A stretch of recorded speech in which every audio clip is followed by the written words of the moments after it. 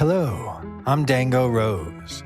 Welcome to the Mountaineer Podcast, where everybody's listening. The Mountaineer brings you the latest news of the peak-to-peak region, in print, online, through our podcast, social media, and special publications. Now, listen in to the latest news of the area with our local journalists.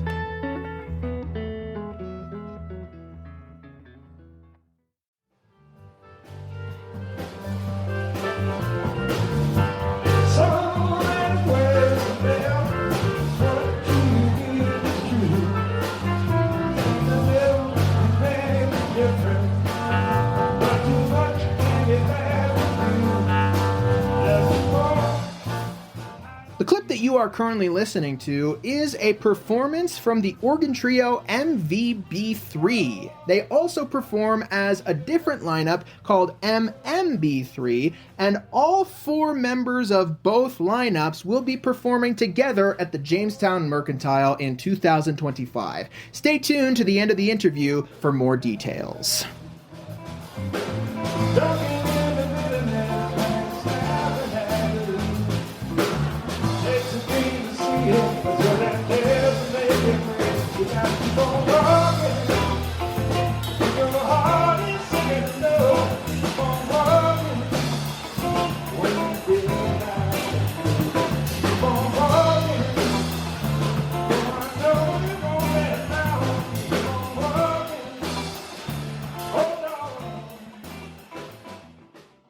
Hello there, everybody. My name is Jamie Lammers, and welcome to the final Music of the Mountains, Where to Be and What to See, brought to you by the Mountaineer Podcast in 2024. I am very excited to bring you this particular segment, but before we get into the main interview, I've got two things. First, if you haven't already, subscribe to the Mountaineer today. Yes, there are absolutely free articles that you can check out at your leisure, but to check out the full digital archive, browse through scanned copies of the physical newspaper, or even get a subscription of the physical newspaper delivered to your mailbox or the mailbox of someone you love, then be sure to head to the mtnear.com and subscribe today. And be sure to stay tuned all the way to the end of this podcast episode for a very special discount provided specifically to podcast listeners. And the second thing, here's another quick message about the website brought to you by the Mountaineer.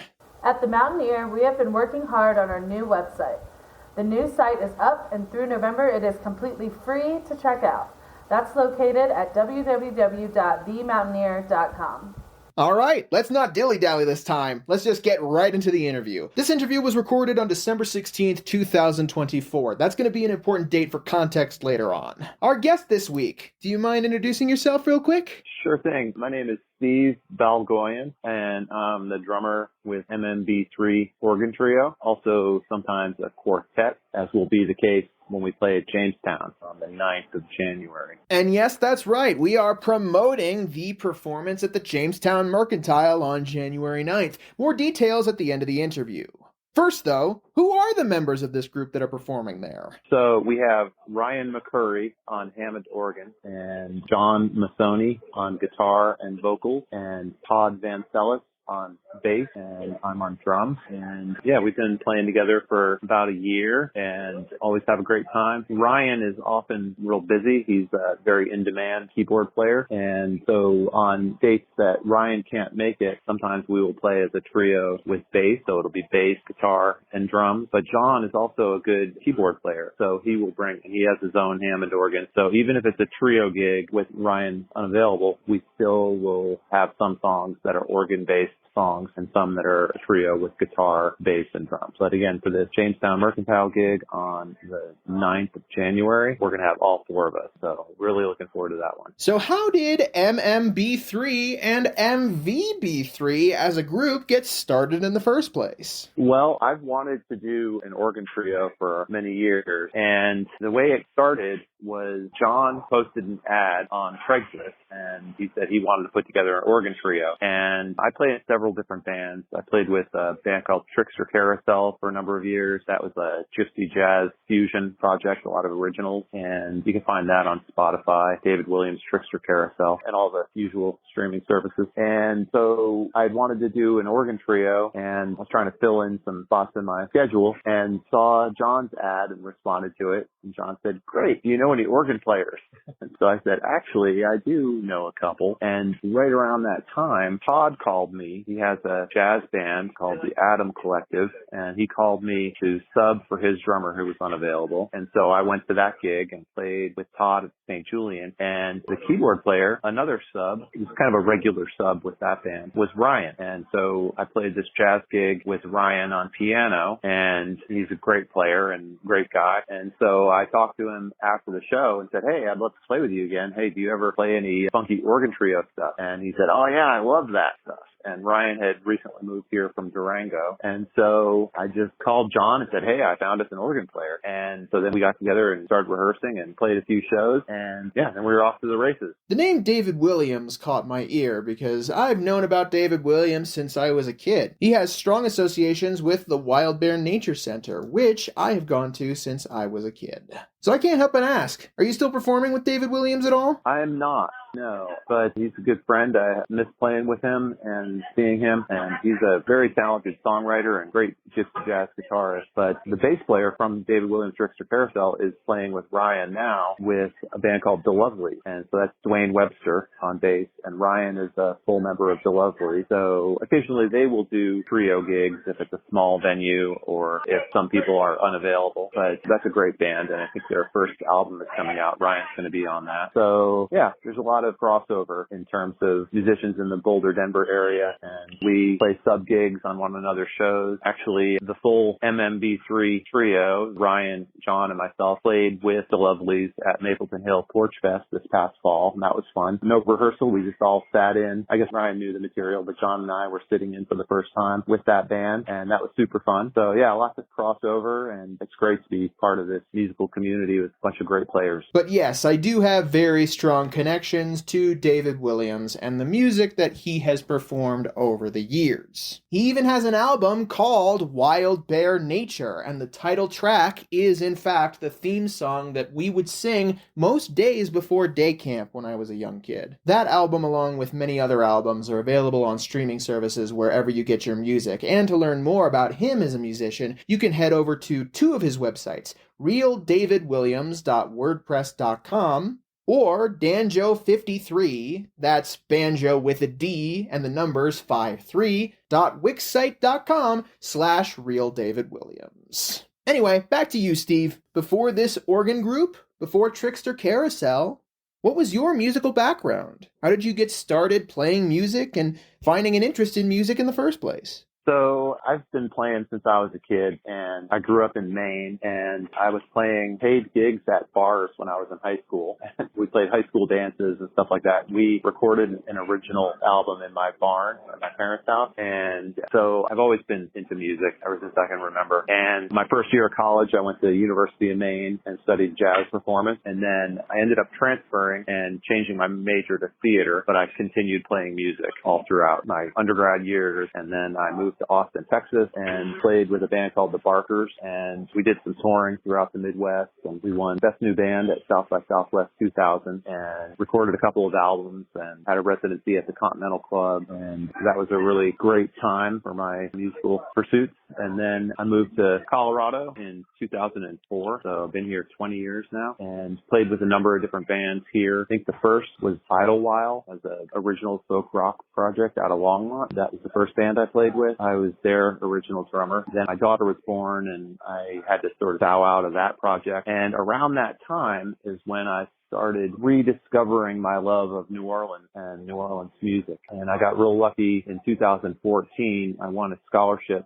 from Gretsch Drums to study with Stanton Moore, the drummer for Galactic, in New Orleans. And so I came down here. I had a friend I was able to stay with, a friend from Austin who had since moved to New Orleans. So I came down and stayed with him and attended Stanton's drum camp, which is a 3-day intensive study with Stanton Moore and one of Stanton's first and primary teachers, Johnny Vidakovich, and another incredible drummer who plays with Preservation Hall jazz band, Shannon Powell, and another great drummer, John Wooten, who's probably the person you'd want to study with as a drummer if you wanted to work on snare drum technique and developing your hands, as drummers say. He's an incredibly good teacher, and he's part of this whole community. And so that was in 2014, and so I've been coming down here every December for 10 years. So I'm actually calling from New Orleans right now, and I just wrapped up a 3-day intensive session, but I've been down here since last Wednesday, going out seeing shows every night and studying with these incredible drummers during the day for 8 hours a day, including private lessons. This time I had a private lesson with Richard Sebastian, who's an incredible drummer, played with John Scofield, Blood, Sweat and Tears, Jaco Pastorius, and the list goes on and on and on. So it's been a huge, huge influence on my playing, and it came at a really good time for me because when I first moved to Colorado in 2004, I didn't know anyone. As I say, Idlewild, that was the first band I played with, and that was probably, started playing with them pretty much right away. Stephen Phoenix led that project and his partner Giselle, and they were the first people I played with. But then I hadn't really found my thing quite yet. And then when I started coming down here to New Orleans, it sort of reignited my passion for playing and really practicing and studying and helped me make it a priority in my life again. It's tough with little kids and babies and sleep to be playing the drums, so I kind of hit the pause button for a couple of years, but I never really stopped. I just played outside I had a detached garage at the time, and so I had to go out there to practice. But yeah, so it's a journey for sure, but New Orleans has been a huge part of it for me in the last 10 years. And as luck would have it, this time around, the focus was the music of an organ trio. Stanton has a new project called Happy Organ Hour, and they do a happy hour at the Maple Leaf every Wednesday, and he plays with Joe Ashlar and a couple of different guitarists, but Chris Atkins is one of them. And so Joe Ashlar and Chris Atkins and Brad Walker is a saxophone player, all incredible musicians. They were the band for our closing concert. I guess I neglected to mention that at the end of this 3-day intensive drum camp, which is called Sono, Spirit of New Orleans, we do a closing concert, and sometimes it's at a venue in town like Snug Harbor or the Columns Hotel. This time it was at the U.S. Mint, which is now a jazz museum. They have a really nice theater on the 3rd floor. So we did a show there last night, and we all got to play a song with Stanton's band. So I got to play a funky organ trio song called Maple Plank with Joe Ashlar on organ and Chris Atkins on guitar. Chris plays with George Porter Jr., the bass player from the Meters. He's a phenomenal player. And Brad Walker, who is another A-list saxophone player for sure. And yeah, super fun. And in years past, there's always a closing concert with great players. Previous years, I've had the good fortune to play with David Torkanowski on piano, James Singleton on upright bass. They are part of Stanton's regular piano trio. And I played with George Porter Jr. the first year. He was in the band. That's the bass player from the Meters. And another year, it was Tony Hall, who has subbed for every member of the Meters except for keyboards. He has not subbed on keyboard, but that was really great. Nick Daniels III, the late great bass player. That was another great player that we got to play with at one of the closing concerts. And Leo Nocentelli, the guitarist from the Meters. So it's really been, over the last 10 years, Stanton has really helped me work on my funk playing, my swing, all of just straight ahead jazz stuff, and second line grooves and street beat and all of the New Orleans stuff, which I forgot to mention. Another local band that I play with is the Rampart Street Stompers, and we play up at Jamestown a few times a year, and that's always super fun. And that's a traditional New Orleans brass band with Scott Johnson on tuba, or sousaphone, I should say. Sousaphone is just a tuba that you wear and you can walk around and march with. And so we have sousaphone, trumpet, trombone, clarinet, tenor banjo, or guitar, and yeah, 7-piece band and a female vocalist. That's a super fun project. So yeah, fantastic. Where I'm at. Yeah. I wanted to add some more background on quite a few of the groups that Steve just talked about. First, the Barkers. They actually have 2 albums available online. Their 1999 debut album was called Burn Your Piano, and they actually did write and record a second album, but according to Steve, it went unreleased because they finished recording it and then the band dissolved. But the album is now out. It is listed on streaming services as having come out in 2022, but it was recorded over 2 decades ago when the band was still around. And that second album is called The History of the Golden Delicious. You can stream Burn Your Piano and The History of the Golden Delicious wherever you get your music. Meanwhile, Idlewild does have an album out. It's a live album, live at the Walnut Room Volume 1, which is available to stream wherever you get your music. Otherwise, for the last couple of years, they actually haven't been performing much in general. From what I can tell, they last performed in the Peak to Peak area in 2021. If you want to learn more about their musical efforts, though, you can head to their website at idlewildband.com. That's IDLEWHILE band.com, or check out Idlewild Band on Facebook. And finally, the Rampart Street Stompers. Funnily enough, I just interviewed Scott Johnson himself to promote the Rampart Street Stompers a couple of weeks back. So be sure to check out my Music of the Mountains segment featuring Scott Johnson of Rampart Street Stompers to learn more about that group. But when it comes to your performing career, Stephen, and all of the different ventures that we've talked about so far, whether it's the Rampart Street Stompers or Idlewild or the Barkers, whether it's David Williams' Trickster Carousel, or whether it's the organ group that you are now a part of, it sounds like jazz has been a pretty big focus for you in regards to style, but what else have you enjoyed delving into over the years in regards to musical styles? Yeah, so I've done a fair amount of jazz and swing, and these days I'm playing as a sub for Busy with a Dame. They're a 1930s, 40s swing band with a female vocalist. Super fun dancing swing band, you know. We bring out a lot of dancers. And so I play, 8-10 shows a year with them. And other styles, though, I've done a lot of rootsy rock and roll, kind of like the band and that kind of thing. Levon Helm is one of my favorite drummers. I love playing that kind of stuff. I played a lot of that stuff in Austin, a lot of alt country, roots rock kind of stuff. I love doing original music. Another band that I neglected to mention that I got together with some friends when our kids were really little. I guess this is after Idlewild, but before I had gone down to New Orleans to study with Stanton. There was a project I was involved in that was called 11 Foot Fall, and that was, I guess you could call it roots rock. That was kind of like Colorado alt country bluegrass fusion kind of thing. Like we had a guitarist who sometimes played mandolin and another guitarist, Joe Ostrowski, who had come from San Francisco, and he was in a real popular band that was doing really well called 20 Minute Loop, and he moved to Colorado, left that band, and had kids. And so all our kids are about the same age. And so we met through our small children, actually. And so that's how I mentioned that I had to bow out of Idlewild when my daughter was born. And then 2 years later, I had an infant son. And right around that time, I was already getting the itch to get back into something. Having bowed out of Idlewild, I was wondering what's next. And I went ahead and started something up with my friends that I had met through my small children. Different moms groups, they overlapped and said, oh, my husband plays guitar, my husband plays drums. And, we just kind of, oh, cool. And we met each other and started playing, and that turned into 11 Foot Fall. And Joe had the 90s pop background, I guess, for lack of a better term, but he was a great songwriter, and we took some of his songs and reinvented them. And Ross had a bunch of songs, and we did this fusion project, and that was really fun. That stuff you can find on Spotify as well. My favorite song from that group of recordings is probably a song called Wheels, and again, the name of the band is 11 Foot Fall. If you feel like checking that out, that's a good one. That's on Spotify and all the usual streaming services. For that project, we went down to Santa Fe and recorded at a now closed studio called Frogville. That was really fun. And the engineer for that project was someone I knew from Austin when I was down there. So yeah, lots of crossover stuff happening. 11 Foot Fall doesn't have as many releases out there, but they are available on streaming, as Steve just mentioned. So you can check out their EP Frogville, which features Wheels, and their standalone single Sliver of Blue Sky, wherever you get your music.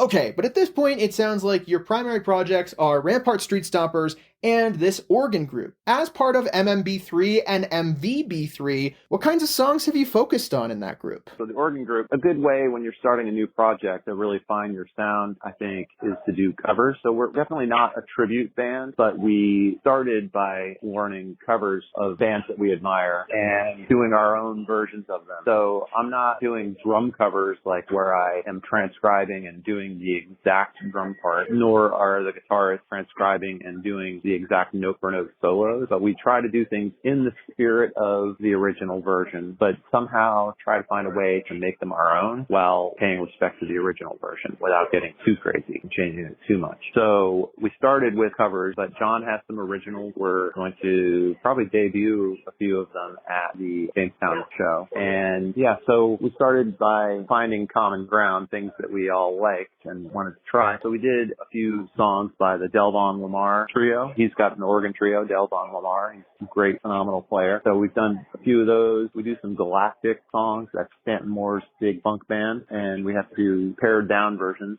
And we've also taken some classic songs by bands like the Beatles and done instrumental versions. We do a fun version of Glass Onion, for example. There's another organ-based quartet called the Link Quartet. They do a version of Glass Onion, and I heard that one time and said, oh, we got to try that. So that's a real fun one. And yeah, we do a few different songs by Stanton Moore's organ trio. We do a version of, it's a cover of a cover, I like to say. So we do When the Levee Breaks in the style of Stanton Moore's cover of When the Levee Breaks. So When the Levee Breaks is a Led Zeppelin song with an iconic drum part by John Bonham, who's one of my all-time favorite drummers. And Stanton, on his third solo album called Stanton Moore 3, that album was recorded in Preservation Hall here in New Orleans, and it's another iconic drum part. And so he does it kind of like a dirge, not a by the book dirge, but he does it in a slow street beat / dirge kind of style approach. I think of it as a dirge because, and I haven't spoken to Stanton about this, but I think of it as a remembrance of Katrina, even though it was the Mississippi River Gulf outlet that did a lot of the damage.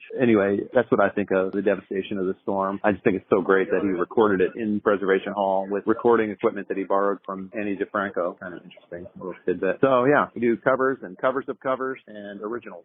You've had an expansive and sprawling music career over the years, Steve, and I assume that over that time you have at least dabbled in songwriting. Yeah, so when I was in high school, I was definitely doing even more of that. I was the primary singer in that band while playing drums, and I think that really helped me a lot. I think that's a really, really good thing for drummers to do, is to sing. And I'm starting to kind of get back into that. I got out of that for a while. I sing some background parts, and there are a couple songs that have fallen away off the set list, but I'll probably sing some more with the organ trio. And so, yeah, I used to do a lot of songwriting and writing lyrics for the songs and collaborating with my guitarist friends. Lately, though, I have developed my own part, and I have had input in arrangements. So David Williams' Trickster Carousel, for example. David had a bunch of songs that he had written, and he's an Emmy-winning songwriter. He wrote songs for that one Emmy for PBS Children's Series, and he's, I think, phenomenally talented songwriter. So it wasn't really appropriate for me to say, oh, why don't we do this? Or here, I wrote some words. Why don't you put it to music? Because we had our plate full with a lot of his work. And then with 11 Foot Fall, I had input in terms of like, hey, why don't we do the solos here? And why don't we have the intro be like this? And maybe we change the feel for the solos, and then we go back to this. So I had input, and I developed my own part, but I didn't have any melodic input really or lyrical input. And so for the organ trio and or quartet, that remains to be seen, but I think it's probably going to be the same sort of thing where I may have input in terms of arrangements, but these are John's songs, and so I'm going to let him steer the boat on that, and I'm going to try to do my best to get the feel that he's looking for and support his vision on those songs. And I'm sure they'll change. Some of them he played with previous bands, and this will be a different band, so we'll bring new perspectives and new parts to them, and we'll just have to see where it takes us. And over the years that you've been performing with various groups, and particularly with this organ group now, what are some of your favorite parts about being able to perform live?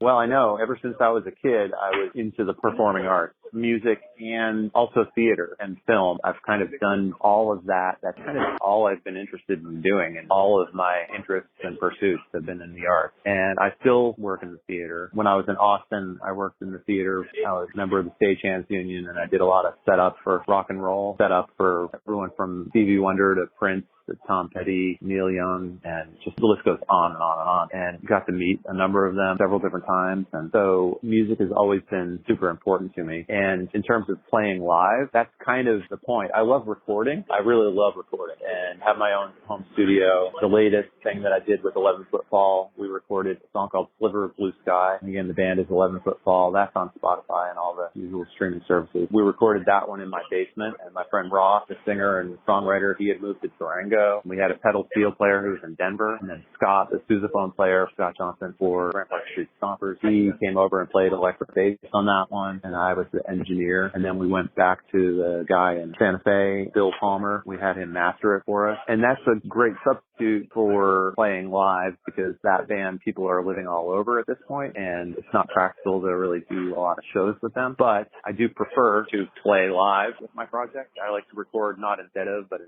addition to. So hopefully we'll do some recording soon with the Organ Trio. We have not done that other than little video clips that I've edited of our live shows, which are posted on our Facebook page, and you can find us there. Just look for MMB3 Organ Trio on Facebook, and then we're on Instagram as well, MMB3 Organ Trio on Instagram. So yeah, I don't know. I think playing music, it's about spreading joy, and we love playing this music, and we hope that our audiences love it too, and we love sharing it with people, and we put a lot of energy into it, and we love feeling that energy reflected back from a listening and appreciative audience. So it's kind of addictive. So I've definitely got the bug, and I don't see it changing anytime soon. And is there anything else that you hope audience members will be able to take away from your shows when they come and see you? Well, I hope that it brightens their day or evening, as the case may be, and maybe it'll help them discover some new artists or even a new genre. There's some great organ trios out there and some great organ music, from classics like Jimmy Smith to newer projects like the Delvon Lamar Organ Trio, and maybe we can help people discover new music and support local live music. Because you come to a city like New Orleans and man, it's incredible. There are just so many really, really good players all over the place, and a lot of people that you've never heard of. And pretty much every time I come here, I discover a new favorite drummer. This trip, it was a guy named Peter Varnado, who I had seen on social media. He's a younger drummer, and he's pretty savvy with the interwebs, and so he's great about posting social media stuff. Yeah, Peter Varnado, he's great. So always discovering new stuff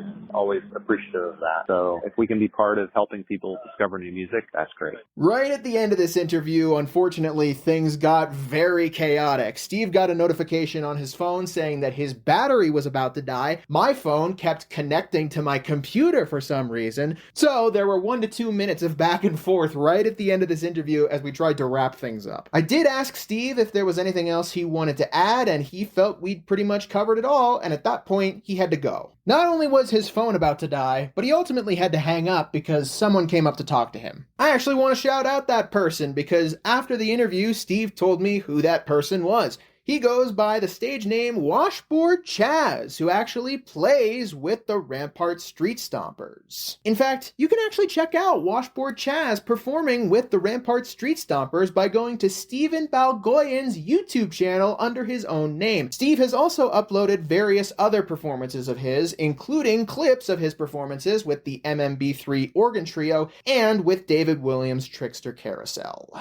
There are even some clips with the Barkers and 11 Foot Fall on there if you want to check that out. But thank you so much to Steve for coming on board and joining us for the podcast this week. Yes, this is the last Music of the Mountains of 2024, but this is the first show that I'm going to be promoting for 2025. If you want to see all 4 members of the MMB3 and MVB3 Organ Trio performing at the Jamestown Mercantile, located at 108 Main Street in Jamestown, then be sure to check out Steve Balgooyen, Ryan McCurry, John Massone, and Todd VanSelus performing there on Thursday, January 9th, 2025, starting at 7 p.m. For more information about MMB3, check out their Facebook and Instagram. As Steve mentioned at the end of this interview, both are under MMB3 Organ Trio. And as a reminder, if you're curious about this organ trio and other musical efforts from Stephen Balgooyen, then be sure to check out his personal YouTube channel. And now, the final music mentions of 2024 to bring us into the first shows of 2025. Head to Busey Brews, located at 70 East 1st Street in Netherlands on Friday, January 3rd, starting at 4 p.m. to see Half Pelican performing live, and on Sunday, January 5th at 2 p.m. to see Benny Melius and Friends performing live. Head to the Coal Creek Canyon Improvement Association, the CCCIA, at 31528 Highway 72 in Coal Creek on Friday, January 3rd, starting at 7 p.m. for their monthly open mic night. To sign up for a slot at the open mic night, be sure to head to their website at coalcreekcanyon.org. Head to Eldora Mountain Resort, located at 2861 Eldora Ski Road in Netherlands, for a ton of awesome performances coming up. Head there on Friday, January 3rd, starting at 9 a.m. to see DJ Thirst, stylized 3R$T, in the Boombox on Friday, January 3rd at noon to see PJ Moon, the artist in residence, performing live in Timbers Tap House. On Saturday, January 4th, starting at 9 a.m. to see Tigma in the Boombox. On Saturday, January 4th, starting at noon to see the Benny Melius Duo in Timbers Tap House. On Sunday, January 5th, starting at 9 a.m. to see Sharkbait in the Boombox. And on Sunday, January 5th, starting at noon to see Nick of Time and Steph J in Timbers Tap House. I've actually never shouted out the names of the series at Eldora Mountain Resort before. The 9 a.m. DJ shows in the Boombox are part of the series Beats at the Base, and the live music at noon in Timbers Tap House is part of the series Après Ski Music. There are also the Friday Artist in Residence shows at noon in Timbers Tap House, where an artist who is the artist in residence for the month performs a show there. And there is the series Forever Wednesdays, where solo musicians play starting at noon in Timbers Tap House. We'll promote the first show of that series in January next week. Head to the Jamestown Mercantile, located at 108 Main Street in Jamestown on Wednesday, January 1st, starting at 5 p.m. for an open mic night. On Thursday, January 2nd, starting at 7 p.m. to see Mr. Mike Unplugged. And on Friday, January 3rd, starting at 7 p.m. to see Hunter Stone performing live. Going through into 2025, Knotted Root Brewing will continue hosting their regular music events at their location at 250 North Caribou Street in Netherlands. Every Wednesday at 6 p.m., they'll be hosting open mic nights. Every Friday at 7:30 p.m., they'll be hosting DJ nights. Every second Friday at 7:30 p.m., they'll be hosting reggae DJ nights. And every Sunday at 5 p.m., they'll be hosting Jazz Sundays. And finally, this week, if you want to head over to the Very Nice Brewing Company location, the music will only be at the Gilpin County location at 180 Jankowski Drive in Blackhawk. On Friday, January 3rd at 6 p.m., the first Friday open mic series will start. And on Saturday, January 4th, starting at 5 p.m., Rick Labato will be performing live. Did we miss you or any of your performances? Do you want to submit your music listing in the Peak to Peak area? Do you have updates to your business or to your performances? Please call 303-810-5409 or email info@themountaineer.com or media@themountaineer.com to be included in the next print edition or the next podcast of The Mountain Ear. Thank you so much to everybody who tuned in for this week's Music of the Mountains, Where to Be and What to See, brought to you by the Mountain Ear Podcast, which, as I've mentioned, is the final Music of the Mountains segment of 2024. But don't worry, we'll be back with more next week in the very first week of 2025. I've got one more segment planned for the year of 2024, and then this incredible year for the Mountain Ear and the Mountain Ear Podcast will be coming to a close. So, if you want to share this episode or others from throughout this year or before with whoever you see fit, then be sure to head to the mtnear.com and scroll near to the bottom, or head to our podcast's main hub at the mtnearpodcast.buzzsprout.com to check out our full archive. If you're interested in being involved in the podcast in 2025, whether you want advertising to be put on the podcast, or whether you want to talk on the podcast, or whether you want to interview somebody for the podcast, whatever it is, if you have a connection to the Peak to Peak area and you want to share it here on the Mountaineer Podcast, then be sure to email me at media@themountaineer.com and we'll get something sorted for you. Here's one more quick message brought to you by the Mountaineer. Are you interested in advertising? The Mountaineer has advertising in print, on our website, through our social media. We have 3 guides each year, coupon insertions, and more. Want more information? Email marketing@themountaineer.com or give Bethany a call at 720-960-2900. All right, everyone. I will see you on Monday with our final Mountaineer podcast segment of 2024. Have a great rest of your day.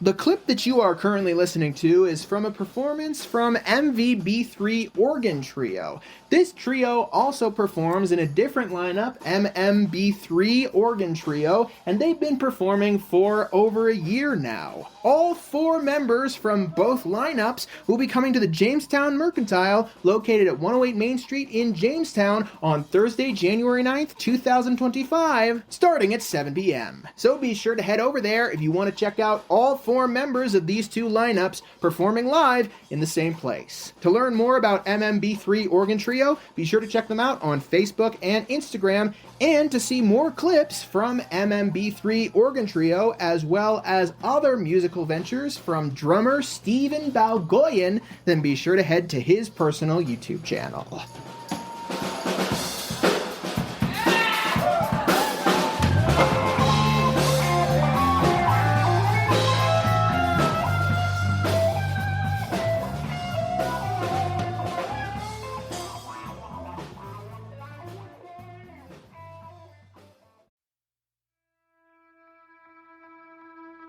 And that's it for our show. Subscribe online to get more access to more news, weekly updates to our community calendar, and a link to our YouTube channel by visiting themountaineer.com. Be sure to use the coupon code PODCAST when subscribing for a 10% discount, only available to our listeners. If you are in the local Peak to Peak area, be sure to pick up a print edition of The Mountaineer at a local business. I'm Dango Rose. Thank you for listening.